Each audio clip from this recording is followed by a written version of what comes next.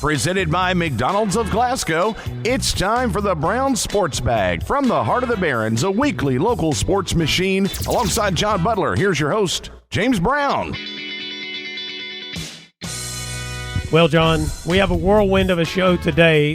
We are going to talk a little bit about some football to start off with, and then we're going to talk about some college basketball. It was a good weekend for our teams here in the state. And then Justin Stinson and I believe one of his players will be joining us. That'll be after 4:30-ish, somewhere in that range. We're going to talk about them playing in the All-A State Tournament coming up this week. Their first game is Wednesday morning against Williamsburg in Richmond.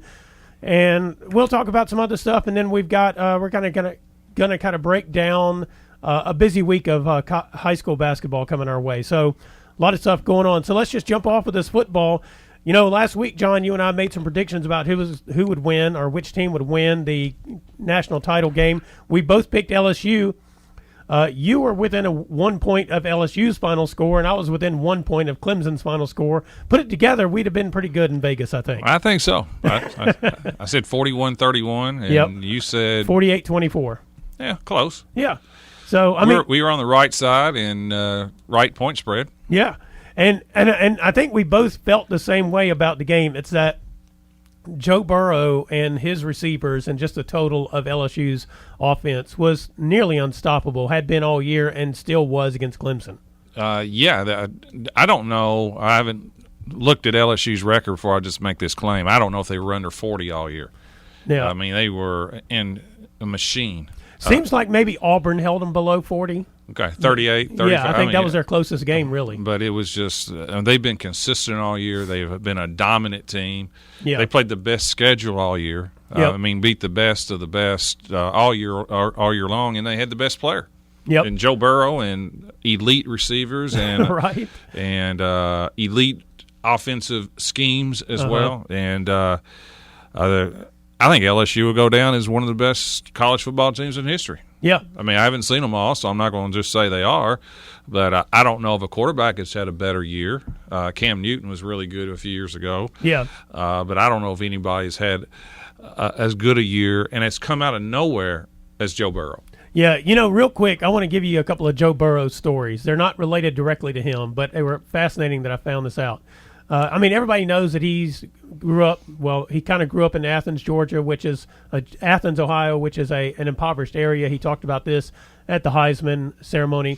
You know, his dad's a college football coach, I think a defensive coordinator for most of his career, made stops at places like Nebraska, which is, and then North Dakota State, you know, that one AA powerhouse there, and was at Ohio University. I think it was 10 years. He retired before the start of this season, or so that he could spend this year following his son's escapades on the college football field. But here's another couple of things about him. He comes from an elite family of athletes that probably nobody's ever actually heard of.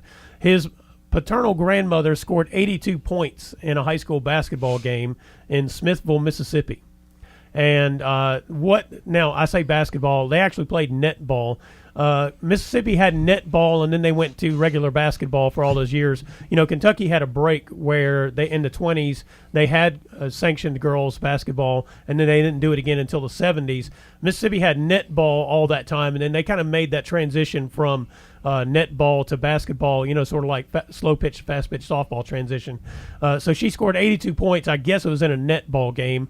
And then his granddad on that same side of the family was a point guard for Mississippi State in the 50s when they went to the I think it was NIT they went to. They may have won the NIT that year. So, I mean, it is, strangely enough, he comes from an athletic background of a family that a lot of people don't actually realize. So his meteoric rise in this season shouldn't have been a surprise to people who knew his family lineage. But I think the thing is that the way things went for him at Ohio State is why it surprised so many people, because he didn't look like a guy capable of what he did this year. Well, he didn't look like this player last year. Well, that's true too. I mean, even at LSU, I mean, the transformation is incredible. Yeah. Mainly, I mean, a lot of it you have to give the quarterback coach, who's now the offensive coordinator at Carolina. Right. I think his name's Joe Brady, his last name. A whole lot of credit too for the schemes, but you also have to give the quarterback. I mean, he's so accurate. I mean, he's incredibly accurate, but also he's such a good athlete. I mean, he hurt Clemson with his legs. When plays brought, that's why I think he'll be a fantastic pro. He's got accuracy and he can move, and that is an incredible skill set because he's not going to be a sitting duck. And he'll be drafted number 1 by Cincinnati. Yeah, and he's going to have to use his mobility until Cincinnati gets a good enough offensive line and so forth. He will be a great pro if he gets enough help. Yeah, and just because the accuracy and the mobility, he just looks like a can't miss at that level. If I were to say somebody that he looks like coming out of college, it would probably be Patrick Mahomes, except I think he actually looks better coming out of college than Mahomes did. He had a better year than Mahomes. Yeah, Mahomes played in that kind of gimmicky offense at Texas Tech, where they threw it 60, 70 times a game and did not play the competition that Joe Burrow. But I think Joe Burrow is probably a can't miss. It's Cincinnati takes a lot of hits, but Cincinnati was people tend to just like to make fun of them, but they were really good for they were good in the 80s with Boomer Esiason, and during Marvin Lewis's run, I mean they were 10, 11, 12 wins several times. I mean, some people would say that the only thing they were missing through most of Marvin Lewis's run was a consistent quarterback. That's correct. And let's transition off of that to talk about I mentioned Patrick Mahomes. The first half of the Titans-Chiefs game, or even the first quarter, maybe not the whole of the first half, looked like the perfect game for the Titans. But I think the problem is there's just no accounting for two things with the Chiefs, Patrick Mahomes and Tyreek Hill. Because I was thinking about one play where it looked like the Titans were going to have a sack on Mahomes. They blitzed. And basically Mahomes knew Hill was single coverage out there. He just threw it up, and the guy defending him just could not keep up. It wasn't a touchdown, but it was a big play. And, the momentum just really kind of shifted after that. They just couldn't keep pace. There's a lot of similarities between LSU and Kansas City. There are. Joe Burrow was the best player in college football, quarterback. I think Patrick Mahomes is the best quarterback. Yeah. I also think Andy Reid, the coach, is the best offensive mind in football, too. Yeah. And the third similarity is Kansas City looks faster than everybody they play. They do indeed. And LSU looked faster than everybody they played. Yep. And when you combine a great quarterback with an offensive scheme, and then you got talented, fast people, I mean, they are fast. Yeah. It creates a lot of problems. And, with Kansas City, they're special. And it also throws out the old line that people use. It drives me crazy. And we're getting close to district and regional time. So just get ready for this line. For anybody who has a bad draw, they're always going to say, well, you have to beat them all anyway. Right. And I always said, no, you don't. Well, look at Kansas City. They're in a Super Bowl, and they did not have to play New England, and they did not have to play Baltimore. Yeah. Because Tennessee took care of those games for them. That's true. So this line, so just be ready when everybody's going to say, you got to beat them all anyway to win. No, you don't. Well, and to that point, I mean, the thing is we look back at that Titans-Ravens game, and I thought one thing that happened to Lamar Jackson in that game is he probably got down, and that affected the team because things weren't working the way he wanted them to, and he's a second-year player. I think we saw this thing out of Patrick Mahomes last year against the Patriots. Like, he had moments in that game where he was just kind of shell-shocked, and they still could have won the game. But yeah, they were 4 inches away, which is a offsides call. Yeah. A guy lined up all sides. Right. That was a game. Yeah, and so that's the difference we see in Patrick Mahomes this year. He's had energy in every game, and no matter what the score is, he's got his team. He's a team leader, and that has happened. They also have that same guy on the defensive side with Tyrann Mathieu, who is quite an extraordinary defensive back the way he plays the game. He's kind of like a Troy Polamalu. He plays wherever they need him to play, and he can do it all. And that's the key, I think, also for the Chiefs is they have a guy on defense who is probably as special as Mahomes is on offense. Well, they're good on defense. Yeah. They're not great. No, and that's going to be their problem in the Super Bowl. Yeah, San Francisco looks to me to be a more balanced team. Absolutely. I don't know what their weakness is. I'll be honest with you. They're great on defense. They got great corners. Richard Sherman. They got unbelievable defensive line. Yep. Incredible running game with explosive backs, great tight end, and a quarterback who has passed every test so far. So they don't really have a weakness. The question is, can Patrick Mahomes' greatness overcome that? Yeah. Well, and the thing about what the 49ers do different than, say, the Titans. Yeah, the 49ers run it just like the Titans do, but they don't have a guy. They've got whomever they put back there, and they just run the same sets no matter who's back there. So it's not like when they put in a guy, you're like, oh, they're going to run this play or that kind of thing. And they're not relying on that either. No, that's right. I mean, they can beat you with the tight end and things like that. Yeah. And Tennessee became more and more reliant on Derrick Henry. Yeah. And who had a great year. He did indeed. But they just could not – you have to score – if you're going to beat Kansas City, you got to get up in the 30s. Yeah. And Tennessee had a great year. Who knows? They may have got a little tired. I mean, it's a They lot. did look a little tired. Yeah, I mean, they finished the year at Houston, at New England, right. at Baltimore. Yeah. They may have just wore out. They had a great year, but the two best teams I think are in the finals. That's what I thought too. I think you and I talked about this probably way back week 6. We probably both thought then that the 49ers and Chiefs looked like the two best teams. Two healthiest too. Two healthiest, mostly because they were the two most balanced teams. Right. They weren't reliant on the one thing at that point in time. And even though the Ravens had a great offense, maybe they were too reliant on Lamar Jackson to do too much. Well, Kansas City got much better defensively. They did indeed. And they were not good at all at the start of the year. No. And so they're a lot better now. Well, and I think Matthew has made a huge difference. Maybe he's giving more control over what happens on the defense because, I mean, you saw him the last couple of weeks. I mean, he is everywhere on the football field. He is. But anyway, I think it's going to be a great Super Bowl. I think we can see an all-time great Super Bowl out of these. I think it'll be good. Yep. Well, this is Brown Sports Bag brought to you by McDonald's of Glasgow. We'll be right back. Presented by McDonald's of Glasgow, it's back to the studio with James and John, the Brown Sports Bag.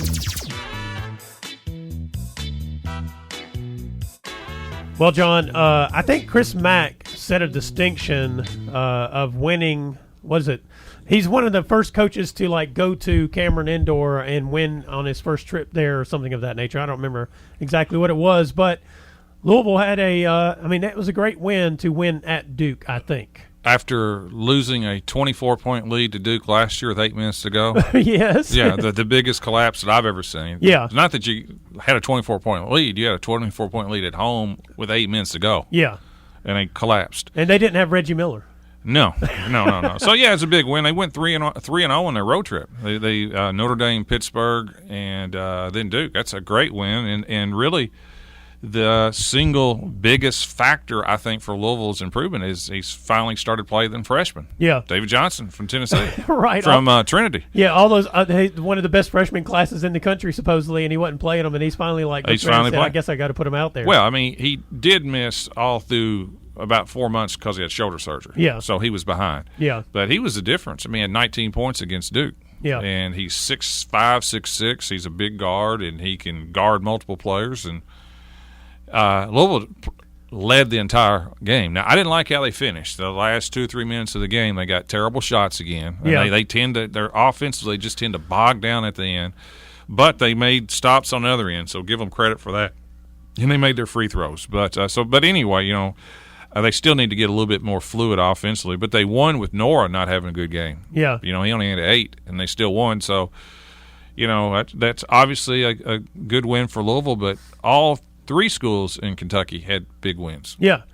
Well, back to real quick to the Louisville-Pittsburgh game. I mean, that was one that they looked dead in the water in, and they managed to come back and win that one. In overtime. In overtime. I mean, so they had an impressive comeback win, and then they had an impressive game where they held on to win, basically. Right. And then, you mentioned the other schools. I mean, so WKU, I mean, the win over Charlotte on Saturday, I think, was an outstanding win for them in a number of ways. One is they played well throughout the entire game, and Charlotte, I mean, they were undefeated in conference. 6-10 inside. Yeah, against Western's small lineup. They had all of the tools that you think would cause Western a lot of problems and has so far this year. But they managed to get it put together and win that game, and I thought that was an impressive win for them. But their more impressive win was against Old Dominion on Thursday because they were down 12 about 2 minutes to go. Yeah. And you probably lose 99 out of 100. When you're down 12 under 2 minutes, it's very hard to come back and win, and they found a way. Yeah. And give them credit. They, we talked a couple weeks ago, and I said, if after the injury to Bassey, that if you're going to be small, and they decided to go small, which I agree with, you got to play harder than everybody else. That's right. I mean, you can't be small and be cool. Yeah. And they have shown some guts here lately. Yeah. And winning with a short lineup, and Cam Justice has been out too. So you give them credit. Yep.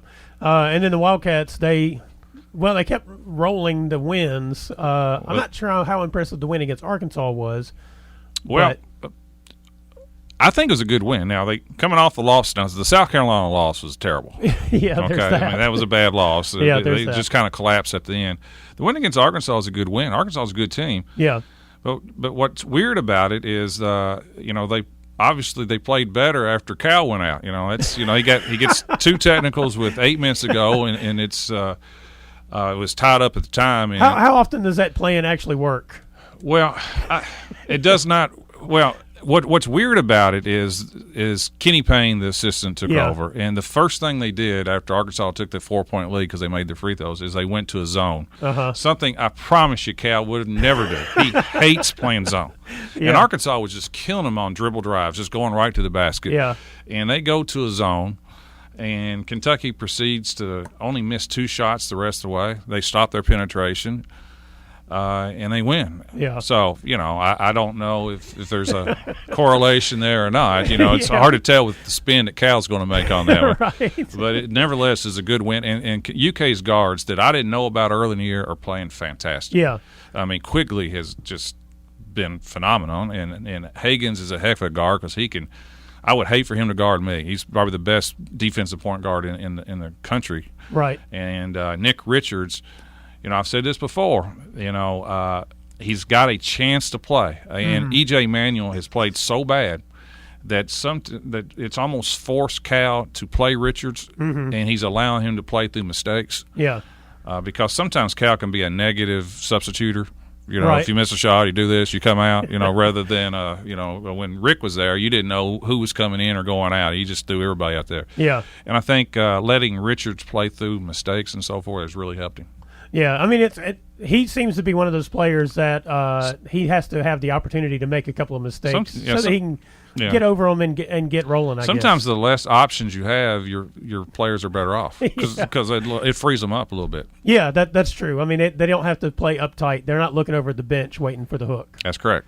Well, this is Brown Sports Bag brought to you by McDonald's of Glasgow. We'll be right back with Justin Stinson and Kayla Bradley. Presented by McDonald's of Glasgow, it's back to the studio with James and John, the Brown Sports Bag.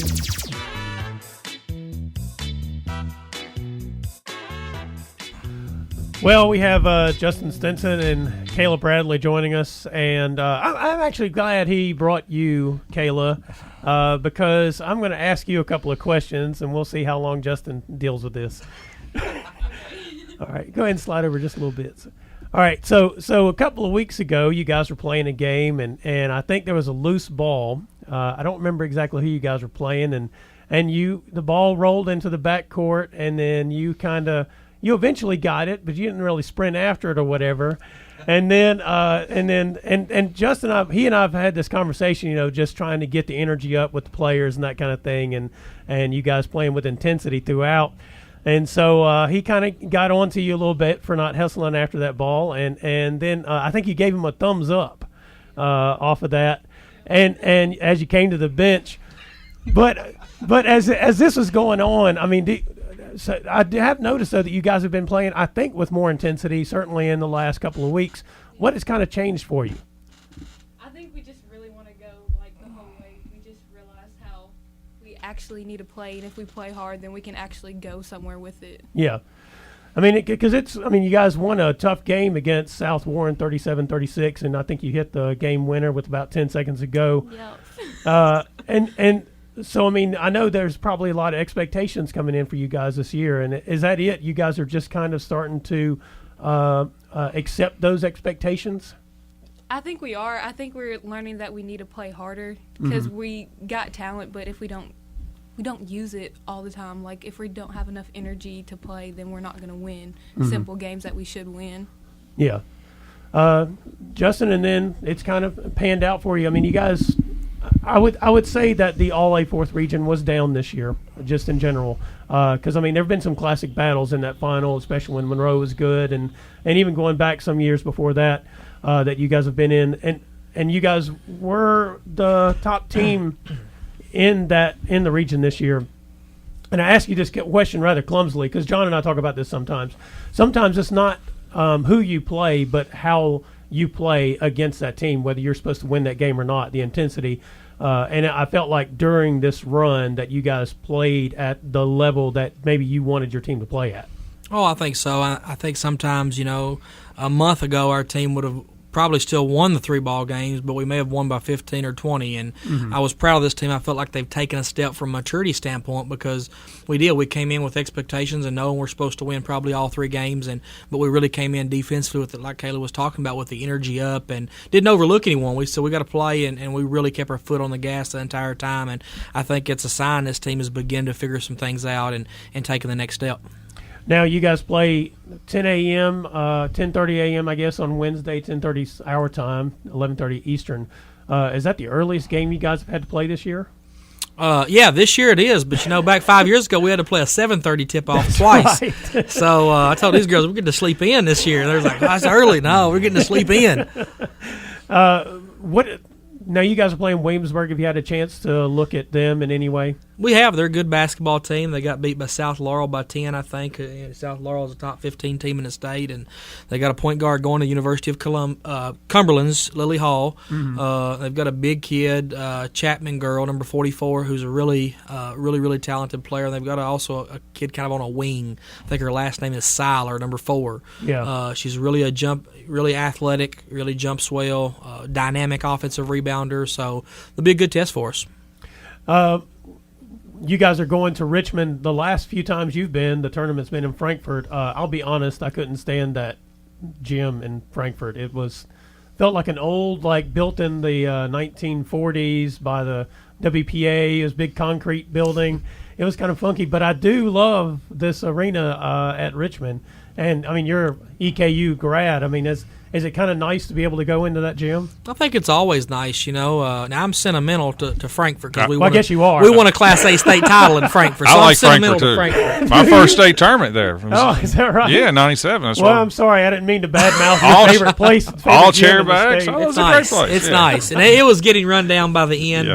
but EKU's got a great facility. Last year we were fortunate to play in the 2A state tournament. Yeah. And it was the first experience for us to play in the Sports Center in Owensboro, which is a great facility for basketball as well. So I think anytime you can go play in different venues and big, nice arena, it's positive for your program. The acoustics there at Eastern is great. Yeah. Yeah, I mean, it is loud at Eastern.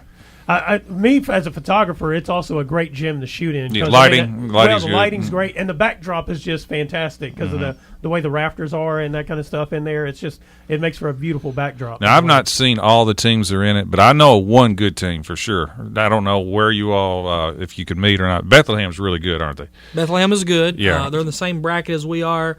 Wouldn't play Bethlehem to Saturday morning. Okay. They've got to be one of the favorites, aren't they? They're probably the favorites. Okay. But there's a lot of good teams. Walton, Verona, New Cather in the bottom, Shelby Valley, Danville, Bishop Brossard, I think, is 17-1 maybe. Yeah. Yep. Owensboro Catholic is. Yep. So this That's is a a good tournament. really It's a good good tournament. tournament. Murray's in it again. So a lot of good basketball teams. And, when we won it in 2014, we weren't the favorite that year either. But we began to get hot and play well at the right time. And again, for us right now, it's just one game at a time. Right now we're focused on Williamsburg, and then we'll focus on whoever comes next after that. I just want to say you're trending up since Christmas when you were telling me over Christmas too that you was going to change some things and some of it had just maybe be intensity and effort. But you've played well. Even the Barron loss was not a bad loss at all. But the South Warren win really got my attention because I've seen South Warren play and I like their team. And I think they beat you early in the year. They did. So coming back and getting them, that's a quality win against one of the better teams in the region. It is, and it was on the road. And just to be honest with you, I think it showed our kids that you don't have to we played really, really hard that game. Didn't make free throws, missed a lot of layups, didn't play particularly well offensively. But it shows you when you keep playing hard defensively, you always have a clunker in there in the regional tournament when you don't play well, don't make shots, but you got to find a way to win it. And that was kind of the feel of that South Warren game. We weren't playing great, but man, our kids were playing so hard, and we just kept grinding and kept making enough plays and found a way to wait. And there's similar to you. They're long too. They're a guard. Brooks, I like Stevenson a lot. Good player. And but your guards are long too. So that was a good matchup for you. You mentioned the changes. I think you guys have been playing with a little more pace since Christmas at least. We have been playing a little bit faster. We've tried to pick up it on the defensive end, play a little more full court man, and try to be active. Like Coach said, we've got some long athletic guards, Kayla, Ansley, those kids, and try to get more deflections and try to pick up the pace a little bit and get more possessions. And I feel like we play a little harder defensively when we're playing faster on offense. Also, it seems like you guys are sharing the ball a lot better than you were prior to Christmas. Really playing great, sharing the basketball. Before Christmas, you had Ashanti and Ansley doing the bulk of the scoring. Now we've gotten Kayla involved, and Dynasty and Nina are both making threes, and we've just really, really been balanced, and they're making the extra pass. We're passing up good shots for great shots sometimes, and I think that's a sign of a great team, and we've really, again, turned a corner. That also seems to have opened up the outside shooting, especially for Nina and Dynasty and even Mia Cassidy coming off the bench. Yeah, when you got to worry about post players, you got to worry about drives from Kayla and Ansley. Those guys are going to. Early in the year, we were getting some of those looks. We just weren't making very many of them. And I remember telling you guys on preseason that we're a good shooting basketball team, and I'm like, golly, the first 5 or 6 games we couldn't make any shots. But again, I think as our defensive intensity has picked up, it's got our kids in a little more of a rhythm, and we're able to make some perimeter jumpers as well. Yeah. Kayla, I got a couple of more questions for you here. Okay. All right. So first up, I know you guys got a lot of season left in front of you, but so far, have you had a favorite game that you've played? It could be not just this year, it could be in previous years.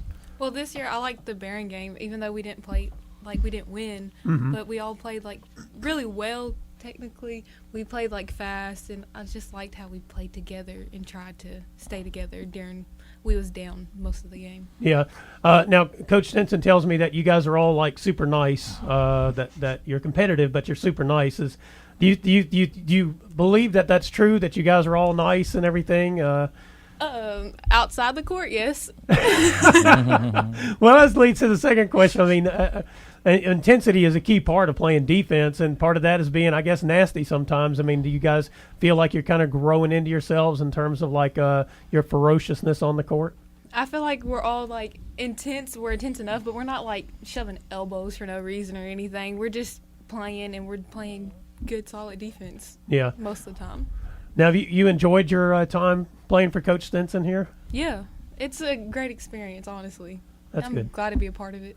Yeah, that's great. John, you have any questions? I was just going to ask either one of you, what do you kind of hope to get out of this week, other than good competition? I would think bonding, because you're staying all night together, and you'll be away together and eat together and things like that. I think that would all be a good experience for you guys. I'd like a ring put on my hand. I'd like one of those. There you go. That'd be a good experience too. Yeah. It's a great tournament. We've had a lot of success in it, and I like being able to play in a one-and-done situation. I feel like it puts pressure on you, so that first round of the district or getting later on into the regional tournament that you've been in those situations before. Obviously, going up there and staying up there and bonding as a team, those things are terrific, and the kids got on to me today because we're coming back after Wednesday. We don't play again until Friday. If we're fortunate to win, we're going to come back and sleep in our own bed on Wednesday night and go back up Thursday if we're fortunate to win. They're like, Coach, we ought to stay up there the whole time, And I'm like, well, we win, you'll stay through. You keep winning, you'll stay 4 nights, and that'll be fine. But we're coming back after the first one, and so it's a business trip. I want to make sure the kids get a state tournament experience, a state tournament feel, by staying in a hotel and going out and playing at a big, nice venue like we've already talked about. But at the same time, we're going up there with a task at hand, and the kids understand, hey, there's great competition up there, and we deserve to be there. Yep. And we've earned that right to be there, and we're going to go up there and we're going to play Lady Scotties basketball, and we'll see where that gets us. Well, you've used the tournament in the way that it should be used, in terms of you're not you're using it to help you at the end of the year. And there are teams who go up there and they put everything into it and they come back and they're not very good. But you have used it in a positive manner. You keep it in perspective, but the experience and so forth has helped you down the road, and I think that's a credit to you. Well, it really has. In 2014 when we won it all, the Class A state, we were able to finish strong, win the district, and go ahead and win the region and get to the state Sweet 16 as well. And then 2016 we won it again. We won two games in the Class A state, and then we ended up winning the district and getting to the finals of the region that year. So we've had translated that into some success later in the season, and it can be such a learning experience and such a confidence builder for your team. Yep. Anything else you can think of you want to mention while you're here? No, I'm just excited for all of Scotty Nation to come up and watch, encourage them. Like I said, great venue, great place to watch a game. These young ladies, if you've not got a chance to see them, they really play the game the right way. They play really, really hard. They play unselfishly. So just a great group of kids, and I'm fortunate to be their coach. All right. Well, thank you for taking time out of your day to join us here. I appreciate that. I know it was a short notice text that I hit you up with, so I was really happy you were able to do this. And also, thank you, Kayla, for coming along. Like I said, I was glad you came along because I wanted to ask you about the thumbs up. but anyway, this is Brown Sports Bag brought to you by McDonald's of Glasgow. We'll be right back.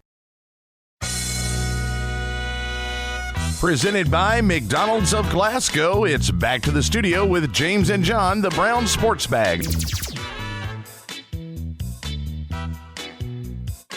Well, I want to thank Justin Stinson and Kayla Bradley for joining us and talking to us a little bit about what they have coming up with the All-A tournament, state tournament that'll be in Richmond at, I think it's McBrayer Arena is actually the name of the place at EKU now. But that's not the only game not in town this week. We got a lot going on. I mean, it starts tonight with one of those rare Monday night games, but it's Barron County at Monroe tonight, 15th district matchups, boys and girls. This is a game that was originally always played on the Friday. Yeah.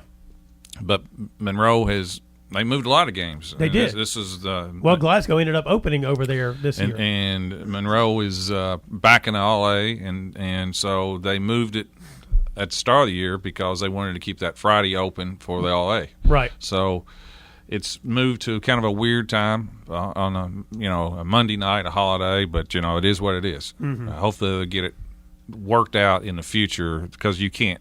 I don't think either team wants to keep it on a Monday. Yeah, well, a day when everybody's out of school. Yeah, it's not the greatest time to play. Yeah. Now, Monroe is coming off of a run to that regional All-A final, probably a little bit surprising, but I think they've had a couple of kids who have kind of picked up the slack on the boys' side and have improved. The girls are still struggling. I would imagine Barron should be in pretty good shape against the girls' team. But the boys' game may be more interesting than initially thought, at least at the beginning of the year, I would say.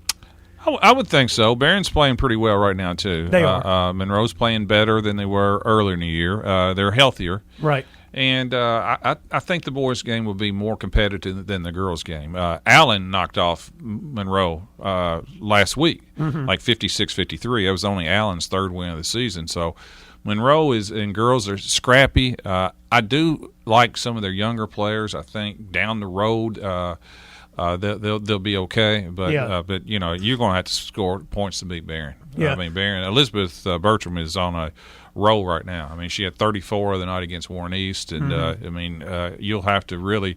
I think she had 35. I'm sorry. She had 35 against Warren East. Then they knocked off Warren Central Saturday night, which they should. But Raven Ennis, I think she had 24. Yeah, had a big game. So one thing about Barron, you got to score, and if you can't score, and if you don't handle the ball very well, then you don't have much of a chance. Yeah. And then a rescheduled game for tomorrow night is Caverna hosting Washington County. I don't know if it's a rescheduled or if it's a game they ended up getting picked up. Both teams are lost in the All-A. So sometimes what happens is the All-A schools will have contingency plans with each other who lost. Yeah. That may have been what's going on. Yeah. So they'll be hosting Washington County tomorrow night. And also there's a boys-only game over at Barron County. They're hosting Ohio County, right? That's correct. I don't know much about Ohio County this year. They've had some pretty good teams before. But they were preseason top 3 in the region. Is that right? That's correct. So that should be a pretty interesting test for the Trojans, I would say. It should be. Yep. And I mean, it's just like I said, and it's a busy week after that as well, because you have the Lady Scotties game Wednesday morning in Richmond against Williamsburg. Didn't really talk about some of the stats for Williamsburg. They, as a team, I think shoot 39% from the field, but only 23% from three. So they must just basically try to pack it in and get as many baskets. I don't know. Justin said they had a point guard that's signed with Cumberland. Yeah. So I would think the point guard. She's their leading scorer as Yeah. well, 17.2 points a game, I think. So probably everything revolves around her. I'm just Glasgow will be the favorite. Yeah. That's a game that I think they'll win, just because how good defensive they are. I would venture to say Williamsburg has probably not seen the defensive front that Glasgow's going to face. Yeah. But, Justin was rolling off some of the other players. Other teams are up there. There's some good teams up there. Yeah. Danville, Owensboro Catholic, and Bethlehem's probably the favorite. Yeah, but there's some other good teams up there. Yeah. Bethlehem is on their side of the bracket. So if they were to win on Wednesday, they'd play – I would guess they might play Danville on Friday. That would be my guess. And then Bethlehem, if they make it to the Saturday game, that would be who they would see then. Right. Now, if they do play Danville, assuming they get by Williamsburg, that will not be easy. No, they played Danville, I think it was in 2014 when they won. They played Danville, I think, in the finals that year. And Danville, they were really good at that point in time. They won the 12th region that year and made it to the state tournament, Danville did. And I don't know if they're quite there this year. Hadn't kept up, but I know they're well coached. Judy Mason is there, and she's really good, and her teams normally are good. Yep. And then on Thursday, we also have a Thursday night game this week as well. Caverna's playing at Greene County. Are you saying there's games every day this week? Yes. Monday, Tuesday, Wednesday, Thursday, Friday. Okay, all right. I'm saying I'm going to be busy this week, John. Okay. But, yeah, so Caverna's playing at Greene County on Thursday, boy-girl doubleheader. The last meeting between Greene and Caverna's girls was actually pretty close for a while, and then Greene pulled away. The boys' game, Greene just racked up the points on them. I think they scored 90 on the Colonels. I thought Caverna beat Greene County earlier in the year. They beat Hart. I don't know. Yeah, I think they beat both in boys. I think it's one of Caverna's 2 or 3 wins was they beat Greene like 67. You might be 61. correct on the boys' side. I was thinking about the girls. Yeah, Greene has only won 3 games in boys, and Caverna I think has only won 3. Yeah, I think Greene's 0-3 in the district. They did. They beat them 65-59. There you go. Excellent memory there. Well, it's Greene, and I know it's one of the schools I'm fairly familiar with. Yeah, it was Hart that put up the 92 points on Caverna. But so that's interesting district matchup. I think the Lady Colonels have been playing better. They have. They lost by 1 to Campbellsville in that All A, which is the last time they played. But they played real well against Hart County the Friday before that. So they've been improving as the season's gone along. Coach Faulkner said, they've got size inside. They got to get the ball inside and take advantage of that. Stacia Burnett has been getting into shape, coming back from her knee injury. They had another injury, though, to one of their guards, so that's kind of set them back a little bit. Their depth is pretty thin at the moment because of the injuries, though. Well, they'll have to play well to beat Greene. Yeah, they will. I'd say that's the best team in that district. The girls. They are. Yeah. Yeah, it's Greene. And Hart and Caverna are similar, and LaRue is struggled. Yeah. And then finally, on Friday night, Barron County plays another district game. This one, 15th District against Allen County, hosts Allen County. The last meeting, boys and girls, Barron pretty much dominated both those games. Yeah, again, a huge advantage in girls for Barron. Allen just lost too many players from last year. They have won 2 straight games, but Barron will be a huge favorite. The guys' game, Barron did play well over there, but Allen is more than capable of beating Barron. Yeah, because they've got good guards. They've played a tough schedule, and the Barron-Allen County game normally is very, very tight anyway. Yeah. But the boys' game should be a really good game. Yeah, I mean, we talked about this last time. The Allen County boys are not as far away from Glasgow as Barron as it looks. Right, I agree with that. I don't think. They have the talent to compete. They just, so far in those matchups, those two teams have played real well against them. We got some extra time here to close out, and I wanted to kind of revisit something that we touched on last week because a lot more has come out of it since last week, and that was the Houston Astros situation where they ended up firing 2 of their people, and then since then, Alex Cora, I believe it is, who's Red with Sox the manager. Red Sox. He's gone. He got fired for being engaged in the thing that happened in Houston. And Carlos Beltran, Yep. the manager of the Mets, was Yeah. also fired before he even coached the game. That's right. So I mean, it's kind of racking up some high profile people who are as it spins off this Houston Astros cheating scandal. But there were some things here are some things that interest me about it. And I want to get your opinion on this.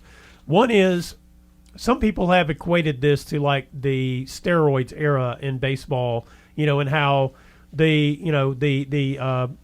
banned substances affected the play of the game. Yeah. Because people were stronger than they should have been. They were able to hit the ball further than they should have been, allegedly because of the situation with the steroids. But I did not see this as a steroids kind of scandal.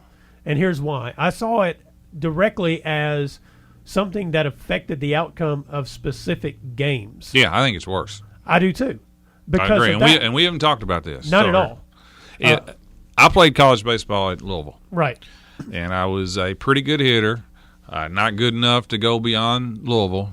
I never was drafted or anything like that. Yeah. But I can tell you one thing: if I knew what pitch was coming, if I knew it was a fastball, or if you told me it was a curveball or a slider beforehand, that would have been a huge benefit, and it's a benefit to any batter that I ever ran across. If you could, because I couldn't hit a slider, Yeah. and I struggled with curveballs. But if you told me it was coming, that's a huge advantage. Yeah, because, I mean, if the pitcher hits the zone where they're supposed to, then you know where the ball is going to be ahead of time. I mean, if they're throwing the pitch the way they should. Yeah. And that's the advantage is the precision of the pitcher is actually a negative if you know what they're going to throw. Right. If you know they're going to throw a fastball or a slider, a curveball or whatever, if it hits the spot that it's supposed to hit, then you know where you're going to need to put your bat before it ever hits it. And there was a rather large disparity between Houston's playoff home record and road record. Yeah. In their batting percentage as well. Yeah. So, with the Dodgers, who lost both to the Red Sox and Houston in consecutive years, I would not be real happy. No. If now sign stealing goes way back, but this is different because it's through it's not just you're just seeing it with your own eyes, and you're videotaping it. I mean, it's an intricate, and I do think it's what I worry about from a baseball perspective. You just can't tell me that Houston was the only team in baseball to figure this out. Yeah. Or Boston. So it has to probably have gone on more places than this, but it's a huge. I do think it's a competition issue. So here's a little tip on the going on at other places. And one more thing. Okay. From a Louisville perspective, it does bother me that Louisville was forced to give up a banner over strippers, right? Which has nothing to do with the play. It's sort of like zero to do with the play. It's a direct. It's not a direct impact on the game on the field or on the court or whatever like that. Zero. Yeah. And in Houston, now the manager lost their job and the GM lost their job and they had to pay a fine and lost some draft picks.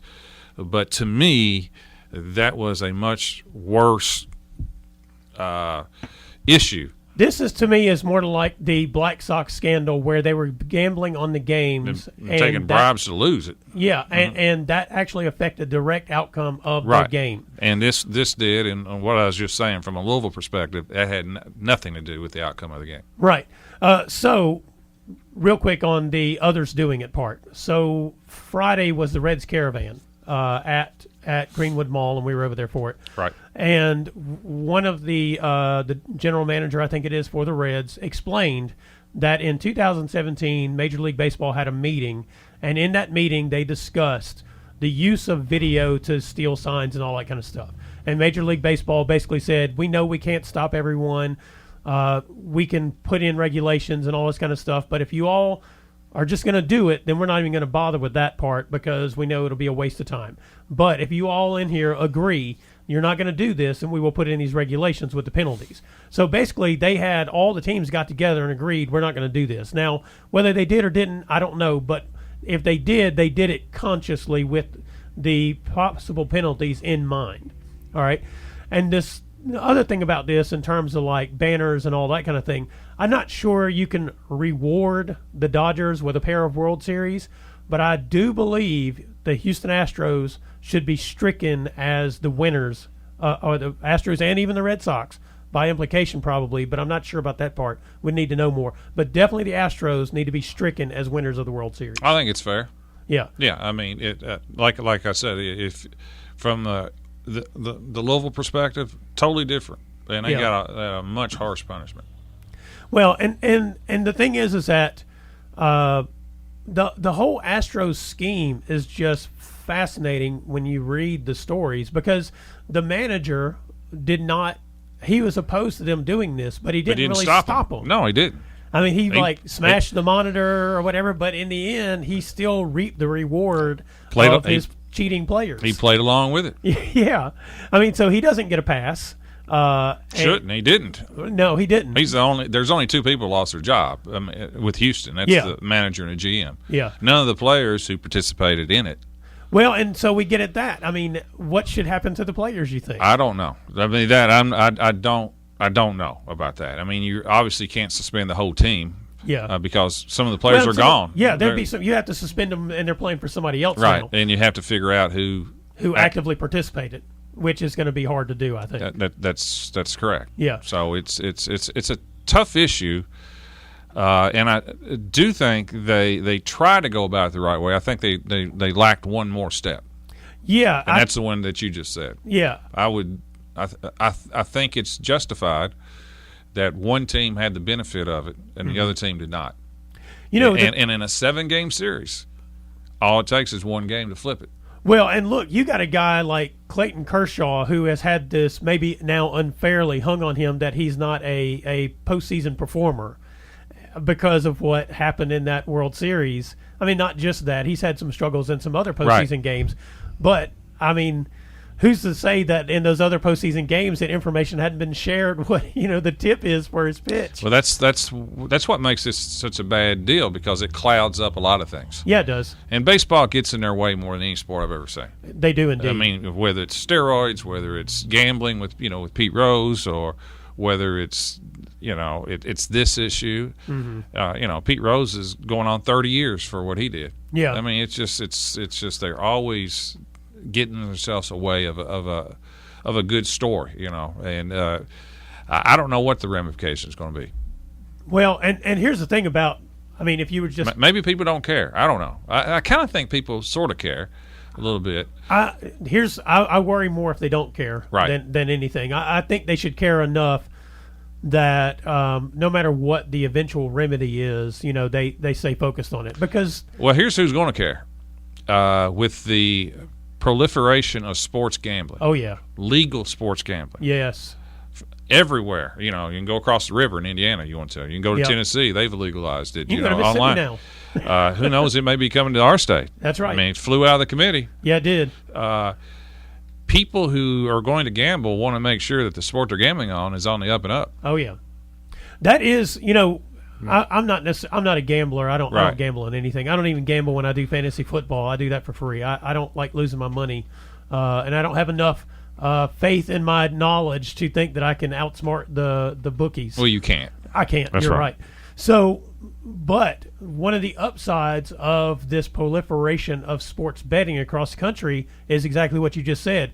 You want things to be held accountable, make people's money at risk of it not being held accountable, and that changes the dynamics a lot. Yeah, you don't want an NBA ref like a few years ago. Yeah, who's betting on games, throwing games. That's in correct. The NBA Finals. That's correct. So I think the sports teams, the sports leagues this is really a dark eye for them because they don't want to go down that path. Yeah, so in essence, no matter what the remedy is for whether or not the Astros should or should not have a banner or be recognized as the World Series champions is kind of irrelevant going forward. I do think that should be stricken just because they blatantly